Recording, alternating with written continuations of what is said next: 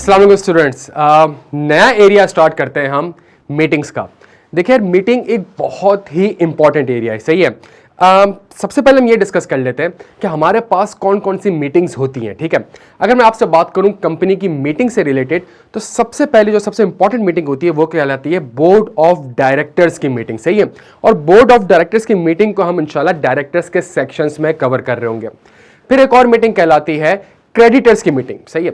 और एक क्रेडिटर्स की मीटिंग सर कंपनी मेंबर्स की है, शेयर होल्डर्स की। क्रेडिटर्स की meeting, yes sir, there are certain scenarios जहां पे लॉ आपसे कहता है कि जी आपने क्रेडिटर की मीटिंग कॉल करनी पड़ेगी और उनसे आपने अप्रूवल लेनी पड़ेगी, सही है। तो एक और हमारे पास एरिया है क्रेडिटर्स की मीटिंग का, उसमें से कुछ एरियाज हम कवर कर रहे होंगे वाइंडिंग अप में और कुछ एरियाज हम कवर कर रहे होंगे रिडक्शन ऑफ शेयर कैपिटल में। सर जो आज की क्लास का एजेंडा है वो है journal meeting of the company, सही है। हमारे पास हमारे कोर्स में हमारे पास चार किस्म की मीटिंग्स है, चार किस्म की मीटिंग्स है। सबसे पहली और इंपॉर्टेंट मीटिंग हमारे पास है स्टैट्यूटरी मीटिंग। दूसरी मीटिंग हमारे पास मौजूद है एनुअल जर्नल मीटिंग। तीसरी मीटिंग हमारे पास मौजूद है एक्स्ट्रा ऑर्डिनरी जर्नल मीटिंग। और चौथी मीटिंग हमारे पास मौजूद है क्लास मीटिंग, सही है। ये मैंने आपसे डिस्कस किया था इस चीज को कि एक स्पेसिफिक शेयर होल्डर होंगे या specific class of share holder होंगे, उनकी मीटिंग्स भी आपको करवानी पड़ेंगी अगर उनके राइट्स अफेक्ट हो रहे हैं तो, ठीक है। लाइक वो प्रेफरेंस शेयर होल्डर था। अच्छा, आज की क्लास का एजेंडा क्या है प्यारे बच्चों? तो हम मीटिंग्स में हमारे पास चार किस्म की मीटिंग्स है। प्राइमरीली तीन किस्म की मीटिंग्स को लॉ कवर कर रहा होता है, that is statutory meeting, AGM and EOGM. आज की क्लास में हम पढ़ेंगे स्टैट्यूटरी जर्नल मीटिंग। देखें, जब भी मीटिंग के सेक्शंस को हम स्टार्ट कर रहे होंगे या पढ़ रहे होंगे, दो से तीन चीजें बड़ी इंपॉर्टेंट है। ये मीटिंग अप्लाई किनके ऊपर होती है? सर कंपनी के ऊपर होती है। सर ये तो मुझे भी पता है। सर कंपनी में कौन सी कंपनी के ऊपर अप्लाई होगी? पब्लिक पे अप्लाई होगी, प्राइवेट पे अप्लाई होगी?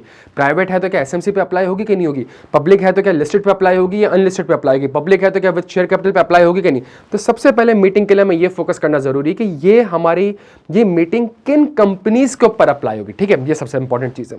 दूसरी सबसे इंपॉर्टेंट चीज है कि ये मीटिंग हमारी जो होगी उसका एक टाइम पीरियड होगा, सही है। हर अगर एक मीटिंग होने जा रही है तो कोई ना कोई पर्पस होगा और वो पर्पस उस टाइम पीरियड में अचीव होना चाहिए, अदरवाइज उस मीटिंग का पर्पस डिफीट हो जाएगा, सही है। अगर फॉर एग्जांपल किसी मीटिंग का पर्पस ये है, हम आगे जाके देखेंगे कि उसमें फाइनेंशियल स्टेटमेंट अप्रूव करवाना है, तो सर 2021 के फाइनेंशियल स्टेटमेंट 2030 में तो मीटिंग करके अगर आप अप्रूव कराएंगे तो सर फायदा ही नहीं हुआ, मीटिंग का पर्पस ही डिफीट हो गया।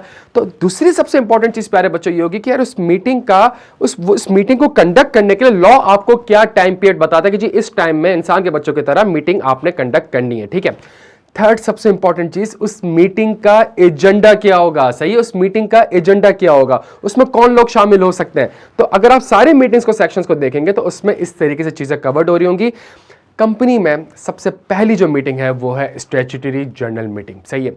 नाउ तब अब इसको नेक्स्ट स्लाइड से हम लेके चलते हैं और हम ये कहते हैं statutory general meeting What is the requirement? What is the requirement? किसके ऊपर अप्लाई होगी? सर ये हर public company having share capital, मतलब सारी कंपनीज पे अप्लाई नहीं होगी, पब्लिक कंपनी पे अप्लाई होगी। और पब्लिक कंपनी भी वो वाली जिसका शेयर कैपिटल है, जो विदाउट शेयर कैपिटल बनी है या जो लिमिटेड बाय गारंटी बनी हुई है विदाउट शेयर कैपिटल, उनके ऊपर ये सेक्शन अप्लाई नहीं होगा, उनको ये स्टैट्यूटरी जर्नल मीटिंग करने की जरूरत नहीं है। प्राइवेट कंपनी को स्टैट्यूटरी जर्नल मीटिंग करने की जरूरत नहीं है। तो हर public company having share capital. अच्छा सर, तो सर एक बात बताएं, सर ये आपने स्टैट्यूटरी जर्नल मीटिंग हर public company having share capital इनके ऊपर क्यों अप्लाई होगा? मुझे आप एक मिनट दें, मैं आगे एक बड़ी जबरदस्त चीज आपको कनेक्ट करता हूं, सही है।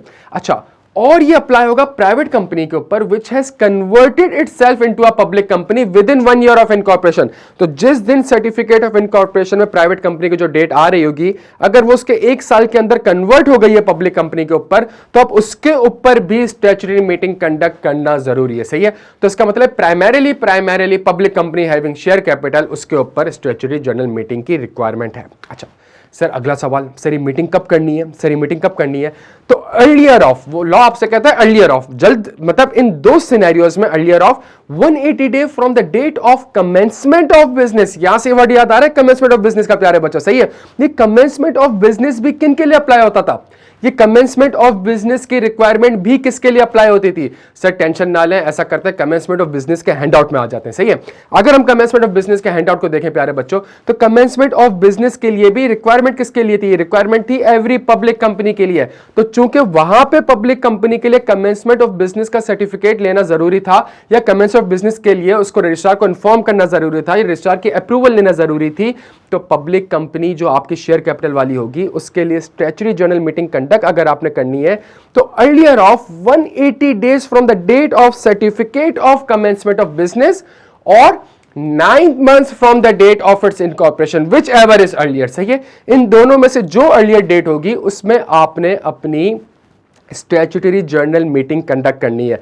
बस मैं आपको यहां से लिंक करता हूं प्यारे बच्चों, यहां से लिंक करता हूं। अच्छा, इसके एक एक्सेप्शन पढ़ लेते फिर मैं आपके लिंकिंग करवाता हूं। एक्सेप्शन इज कि अगर फर्स्ट एजीएम आपने जल्दी कर ली, जो कि हम आगे पढ़ेंगे, फर्स्ट एनुअल जनरल मीटिंग अगर आपने कर ली है तो फिर आपको स्टैट्यूटरी मीटिंग की रिक्वायरमेंट नहीं, ऑल्दो आप पब्लिक कंपनी है, हैविंग शेयर कैपिटल है, आपको स्टैट्यूटरी जनरल मीटिंग की रिक्वायरमेंट नहीं है। Now the question is what is statutory general meeting and why the requirement is for the public company having share capital. सही है, और एक जगह से मुझे लिंकिंग मिलती है कमेंसमेंट ऑफ बिजनेस से, बिकॉज कमेंसमेंट ऑफ बिजनेस जब हमने पढ़ा था वो भी public company having share capital पे अप्लाई होता था। प्यारे बच्चों, अगर आप कमेंसमेंट ऑफ बिजनेस की स्लाइड को सामने रखें, यार कमेंसमेंट ऑफ बिजनेस की स्लाइड सामने रखें, यहां पे रिक्वायरमेंट क्या थी? यहां पे रिक्वायरमेंट ये थी कितना पैसा आया, कितना पैसा चला गया, कैश आपने दे दिया, शेयर्स इश्यू हो गए, ये सारी की सारी रिक्वायरमेंट, डायरेक्टर ने अपना पैसा लगा दिया। सर ये सारी की सारी चीजें किसको कम्युनिकेट करनी थी? किसको कम्युनिकेट करनी थी? सर ये रजिस्ट्रार को कम्युनिकेट करनी थी। एक कंपनी ने ये सारी चीजें रजिस्ट्रार को कम्युनिकेट करनी थी, उसके बाद जाके कमेंसमेंट ऑफ बिजनेस की इजाजत मिलेगी। सर वो चीज जब मैंने कर दी तो मैं बिजनेस कमेंस कर सकता हूं, सही में बिजनेस। लेकिन सर एक पब्लिक कंपनी है, हजारों नहीं लाखों की तादाद में भी मेंबर्स हो सकते हैं। सर आपको नहीं लगता कि गेट टुगेदर होनी चाहिए? आपको नहीं लगता कि जी क्या बिजनेस कमेंस्ड हो चुका है कि नहीं हो चुका? जिस पर्पस के लिए बिजनेस बना था क्या वो बिजनेस वाकई में इनिशिएट हो चुका है? सर पैसे वाकई में आ चुके हैं? पैसा जो आया है वो कहां पे खर्च हुआ है? कौन कौन से कॉन्ट्रैक्ट्स इन लोगों ने कर लिए हैं? सर इन सारी चीजों से रिलेटेड एक इमीडिएट मीटिंग की जरूरत है, जिसके बेसिस पे सारे के सारे शेयर होल्डर इकट्ठे हो जाएं और कंपनी को चेक कर लें कि कंपनी जिस पर्पस के लिए बनी थी, जिस पर्पस के लिए उसने हमसे पैसे मांगे थे, क्या वो सारे के सारे पैसे उसने उस जगह पे इन्वेस्ट कर दिए हैं कि नहीं कर दिए? बिजनेस का भी स्टेटस क्या चल रहा है, कितने पैसे आ चुके हैं, पैसा कहाँ पे खर्च हो चुका है, इन सारे मामला को देखने के लिए एक स्टैट्यूटरी मीटिंग कॉल करने की, बिकॉज ये पब्लिक कंपनी है, लाखों की तादाद में मेंबर है। मैं एक फॉर एग्जांपल मैं एक स्टैट्यूटरी जनरल मीटिंग एक कंपनी का अटेंड कर रहा था, वहाँ पे मुझे सर मुज़म्मिल मुनाफ भी दिख गए। अब सर मुज़म्मिल मुनाफ मेरे साथ IQ में होते हैं, लेकिन मुझे नहीं पता था कि उन्होंने भी उस कंपनी के शेयर्स खरीदे हुए और मैंने भी उस कंपनी के शेयर्स खरीदे हुए थे। तो वो जब मीटिंग हुई तो मुझे कहा, अच्छा, मैंने कहा सर आपने भी शेयर्स खरीदे हुए? उन्होंने कहा मैंने भी शेयर्स खरीदे हुए। मैंने कहा सर ये तो बड़ा जबरदस्त हो गया यार, कल को मैं कभी मीटिंग में नहीं आ सकूंगा तो मैं आपको एज अ प्रॉक्सी भेज दूंगा ताकि आप मेरे बिहाफ पे वोट कर दीजिएगा, या कल को कंपनी का कोई भी रेजोल्यूशन होगा, कोई भी एजेंडा होगा तो मैं और आप बैठकर थोड़ा सा डिस्कस कर लेंगे कि यार वोट फेवर में देना है कि वोट अगेंस्ट में देना है। तो ये बड़ी जरूरी मीटिंग होती है प्यारे बच्चों, सही है। अच्छा, अब अगली चीज, जब मीटिंग हो रही है तो मीटिंग्स हो मेंबर्स के लिए, बिकॉज हम मेंबर्स की जनरल मीटिंग पढ़े। जब मेंबर्स की मीटिंग हो रही है प्यारे बच्चों, तो उसके लिए बड़ा इंपॉर्टेंट है कि मेंबर्स को कम्युनिकेट किया जाए। वो कम्युनिकेट कॉल करके किया जाए, वो कम्युनिकेट व्हाट्सएप के थ्रू किया जाए, नहीं। लॉ आपसे बात करता है नोटिस की, सही है कि नोटिस की रिक्वायरमेंट क्या है? तो लॉ आपसे कहता है notice shall be send to the member at least 21 days before the date fixed for the meeting. जो मीटिंग की डेट है उससे 21 दिन एटलीस्ट 21 दिन पहले आपने मेंबर्स को नोटिस देना है। तो नोटिस क्या होगा? नोटिस आपके सामने कुछ इस तरीके से होगा, ठीक है, जिसमें लिखा हुआ होगा जी कंपनी की एक स्टैट्यूटरी मीटिंग होने जा रही है इस जगह पे इस तारीख को इतने बजे, ठीक है। along with a statutory report, along with a copy of statutory report। ये बड़ी इंपॉर्टेंट चीज है प्यारे बच्चे, बड़ी इंपॉर्टेंट चीज है। along with a copy of statutory, it means जो मीटिंग होने जा रही है तो उसका सिर्फ नोटिस नहीं देना, नोटिस के साथ आपने एक चीज अटैच करनी है जो कि कहलाएगी स्टैट्यूटरी रिपोर्ट, क्योंकि ये स्टैट्यूटरी मीटिंग है। Now the question is sir what are the contents of the statutory report? What are the content of the statutory report? Sir एक नेक्स्ट पेज पे आता है और प्रॉपर इसको समझने की कोशिश करते हैं कि हमारा स्टैट्यूटरी रिपोर्ट में कंटेंट क्या होता है।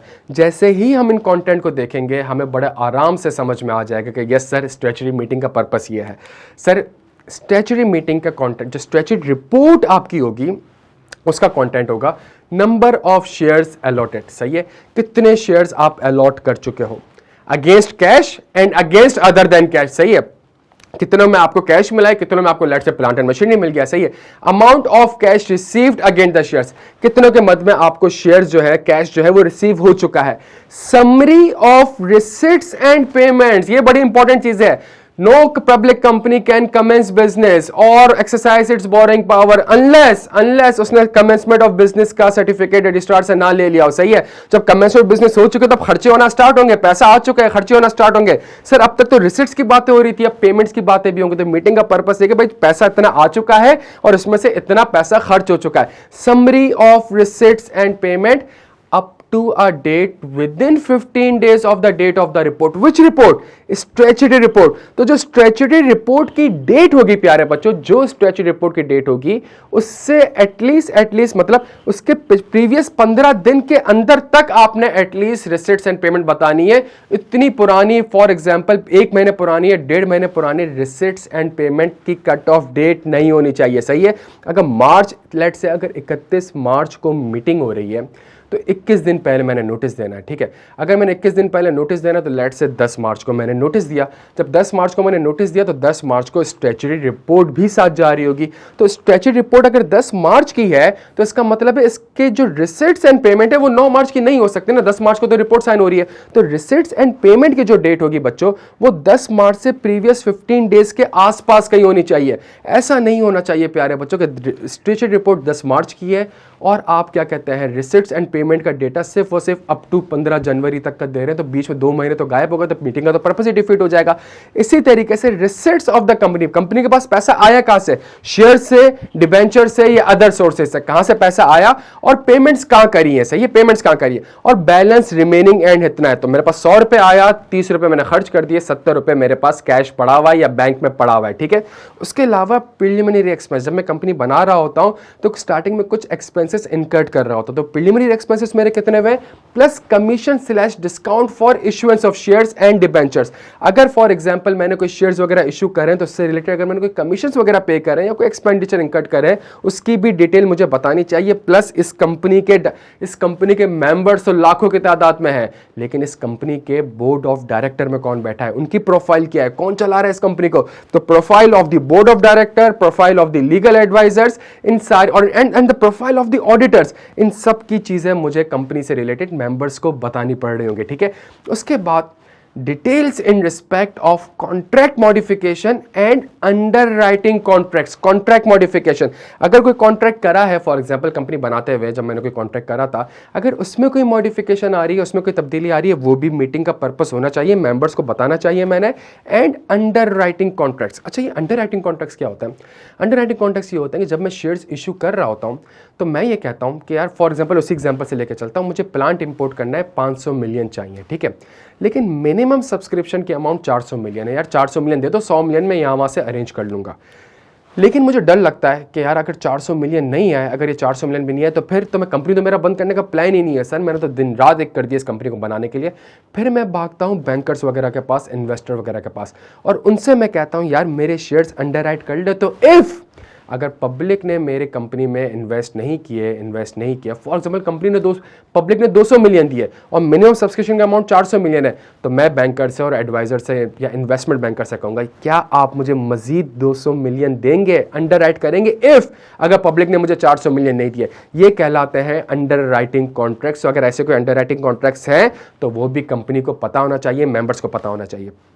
इसी तरीके से state of the company's affairs after affairs from the incorporation, business plan and changes. The state of the company's affairs from incorporation, जब से कंपनी इनकॉर्पोरेट हुई है उसके मामलात कैसे चल रहे हैं, स्टेट ऑफ द अफेयर्स कैसे चल रहा है, उन सबसे रिलेटेड आपने बताना है। As far as receipts and payments are concerned, the report of auditor shall be accompanied with the statutory report. इसका मतलब है statutory report में जो receipts and payments की बात कर रहा है, शेयर्स की बात कर रहा है, कैश की बात कर रहे हैं, जहां पे नंबर्स इन्वॉल्व हो रहे हैं प्यारे बच्चों, जहां पे नंबर्स इन्वॉल्व हो रहे हैं तो ऑडिटर की रिपोर्ट भी उसके साथ अटैच होगी। सही, जहां नंबर्स होंगे ऑडिटर सर्टिफाई करेगा कि हाँ जी ये नंबर्स बिल्कुल ठीक है। ठीक है, ये जो मेंबर कंपनी नंबर बता रही है, इतना पैसा आ गया, इतने शेयर्स इश्यू हो गए, ये रिसिट्स एंड पेमेंट है, ये बैलेंस इन हैंड है, इससे रिलेटेड स्टैट्यूटरी रिपोर्ट को इस स्टैट्यूटरी रिपोर्ट के कंटेंट के ऊपर ऑडिटर भी सर्टिफाई करेगा। सर लेकिन ऑडिटर, वो आपको ऑडिट का याद आ रहा है कि मैनेजमेंट इज प्राइमरी रिस्पॉन्सिबल। तो yes sir, statutory report shall be certified by the CEO, at least one director of the company और अगर आप लिस्टेड कंपनी है तो सीएफओ भी साइन करेगा, सही है। तो इसका मतलब है public company having share capital पे अप्लाई होगा। अगर लिस्टेड है तो 3 लोगों के दस्तखत होना जरूरी है, CEO, at least 1 director and CFO. और अगर कंपनी लिस्टेड कंपनी नहीं है, public company having share capital है लेकिन लिस्टेड कंपनी नहीं है, तो CEO, at least 1 director of the company पहले स्टैच्यूटरी रिपोर्ट पे ये साइन करेंगे। उसके बाद जो स्टैच्यूटरी रिपोर्ट में नंबर्स के मामलात होंगे, उसके बिजनेस अफेयर कैसे चल रहा है, उसका ऑडिटर से कोई ताल्लुक नहीं, ऑडिटर उस पर साइन नहीं कर सकता, सही है। जहां नंबर्स इन्वॉल्व हो रहे हैं, शेयर्स कितने आए, शेयर्स कितने इशू करे, कैश कितना आया, रिसिप्ट्स एंड पेमेंट्स के क्या नंबर है, कैश इन हैंड क्या है, इसके ऊपर ऑडिटर सर्टिफाई करेगा प्यारे बच्चों, सही है। अच्छा, अब अगली सबसे इंपॉर्टेंट चीज,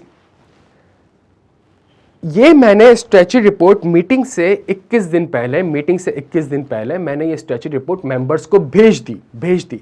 अब यहां लॉ आपसे कहता है immediately after sending report to the members, director shall send a copy of the statutory report and auditor's report to registrar for registration। तो रजिस्ट्रार को भी बताना जरूरी है कि भाई मैं इस तारीख को मीटिंग करने जा रहा हूं और मीटिंग में मेरी स्टैच्यूटरी रिपोर्ट ये है, ये कंटेंट है, ये मामला डिस्कस होने जा रहे हैं। तो जहां मेंबर्स को पहले चीज जाएगी उसके इमीडिएट बेसिस पे आपने रजिस्ट्रार को भी इन्फॉर्म करना होगा। प्यारे बच्चों, मीटिंग का नोटिस चला गया है, अगला सेक्शन किस चीज का होगा, ये जितना कुछ पढ़ा ये बिफोर मीटिंग है, मीटिंग का सेक्शन हमारा। अब अगला स्टेप क्या होगा, मीटिंग स्टार्ट होगी एट मीटिंग।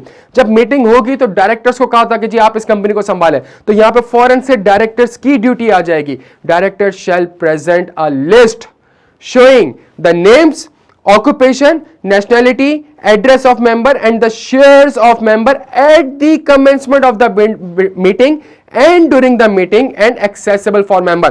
मैं मीटिंग में गया, मुझे सर म्यूजियम में आप दिख गए, मैंने मेंबर का शेयर देखा, मैंने कहा यार सर मुर्तजा कायद ने भी इस कंपनी के शेयर्स लिए हुए हैं। तो हमने कहा हम 3 मिलके, हमारे पास 1% है, उनके पास 2% है, उनके पास 3% है, यार हम मिलके एक अच्छी पावर एक्सरसाइज कर सकते हैं, बिकॉज पब्लिक कंपनी है ना। तो ये पर्पस है इस मीटिंग का प्यारे बच्चों। इसी तरीके से मीटिंग, जब मीटिंग हो रही है तो मेंबर्स के क्या राइट है, देखिए मीटिंग होती ही मेंबर्स के लिए, तो मेंबर्स के क्या राइट है, they are liberty to discuss any matter in relation to the formation of the company. मैं ये पूछ सकता हूं, हाँ जी वो जो कॉन्ट्रैक्ट हुआ था उसका क्या हुआ, हाँ जी वो जो प्लांट इंपोर्ट करना था वो अभी तक आया कि नहीं आया। भाई इंपोर्ट पे बैन लगा हुआ है तो क्या प्लांट टाइम पे आ जाएगा कि नहीं आ जाएगा। मेरी लिबर्टी है, मैं जो चाहूं मैटर रेस कर सकता हूं, मैं जो चाहूं, मैंने पैसा लगाया है कंपनी के ऊपर, मैं जो, लेकिन and relating to statutory report, और जो स्टैच्यूटरी रिपोर्ट से रिलेटेड मैटर होगा, भाई पैसे इतने कम क्यों पड़े हुए, भाई ये खर्चा यहां पे कैसे हो गया, भाई ऑडिटर ये वाला क्यों अपॉइंट करा, ऑडिटर ये अपॉइंट क्यों नहीं करा, इन सारे मामला से रिलेटेड मीटिंग में मेरा ये राइट है कि मैं उससे चीजें डिस्कस कर सकता हूं।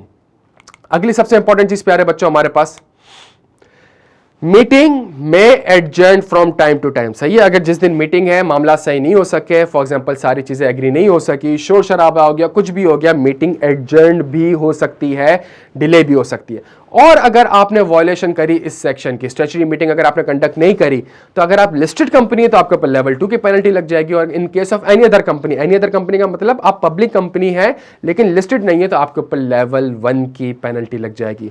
बच्चों, तो इन सारी चीज़ों को मैं समराइज करूँ, मीटिंग किसके ऊपर अप्लाई होगी, पहली सबसे इंपॉर्टेंट चीज़ है। उसके बाद मीटिंग अगर होगी तो उस मीटिंग का पर्पस क्या है, एजेंडा क्या है, मीटिंग में अगर मेंबर्स को बुलाना है तो किस तरीके से बुलाना है, सिर्फ नोटिस देना है, नोटिस के साथ कुछ और भी लगेगा, हाँ जी कुछ और भी लगेगा, वो डॉक्यूमेंट क्या है, वो स्टैच्यूटरी रिपोर्ट है, सर उसमें क्या क्या आएगा, सर उसमें यही आएगा, सर उसमें जो नंबर्स आ रहे हैं उसके ऊपर ऑडिटर की सर्टिफिकेशन होगी, सर इस रिपोर्ट के ऊपर सिग्नेचर कौन करेगा, सर इस रिपोर्ट के ऊपर सीईओ और एटलीस्ट 1 डायरेक्टर करेगा, अगर लिस्टेड कंपनी है तो सीएफओ भी कर रहा होगा। सर फिर जब मीटिंग हो रही होगी तो क्या होगा, मीटिंग में मेंबर्स के पास एक्सेस होगा कि वो मेंबर्स के रजिस्टर को एक्सेस कर सकते हैं प्यारे बच्चों, कंपनी से रिलेटेड जो भी मैटर होगा उसको डिस्कस कर सकते हैं। Thank you so much.